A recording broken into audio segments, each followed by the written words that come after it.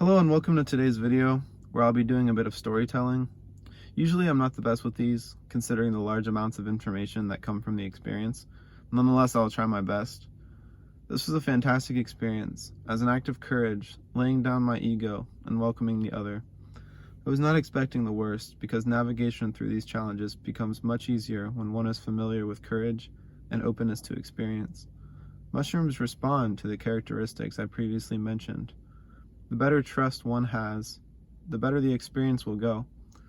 I approached this experience at the discretion of the mushroom. I took the dose of 11.5 grams around 11 a.m. About 30 to 45 minutes later, I knew I was in for it. My body felt lighter, and there was a surge of energy going through my physical being. Something that I have also noted on LSD, electrical feelings, and more importantly with psilocybin, electric feelings that come at you like a tsunami. The point is, I could start to feel reality changing, and the room around me had some sort of the same feelings of electricity and psychedelic malleability. After about an hour had passed, my pupils dilated, and I began to see intricate patterns within nature around me. The trees spun in fractal formations. I went inside for a little bit and watched cartoons. They were extra funny. I smoked some grass, as I always do, to supercharge the experience.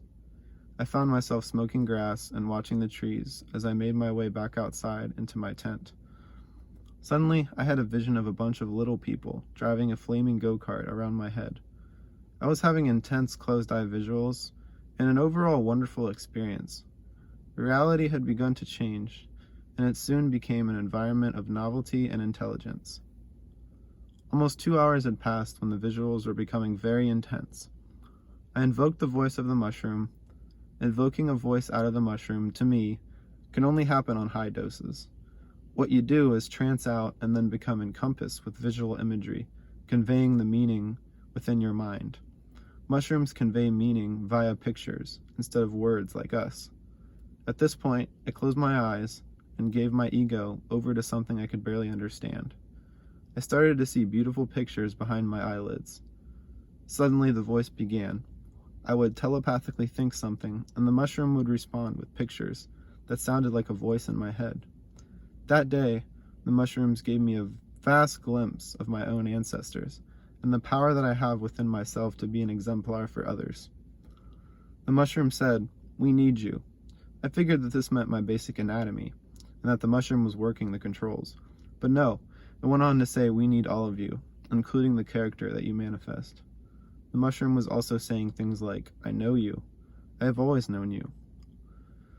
This mushroom trance showed me my recently deceased grandfather and assured me he is still here because I am his ancestor. All of it flows into me. After all of this settled down, I was nauseous, but managed to keep everything down. After about 3.5 hours, I could no longer invoke the voice and trance out. Instead, all I could do was observe the beauty behind my eyelids. Towards the end of the experience, I remember seeing a totem pole object rotating in my head with symbols all over it. The symbols resembled Egyptian hieroglyphics. I began to come back to baseline, and I was physically exhausted. The trip was over, but the insight and knowledge that was shown to me have been stuck in my mind permanently. This was perhaps the best experience with any psychedelic. All you have to do is cherish the gifts nature has laid down on this earth. Be open and willing to accept anything that comes your way.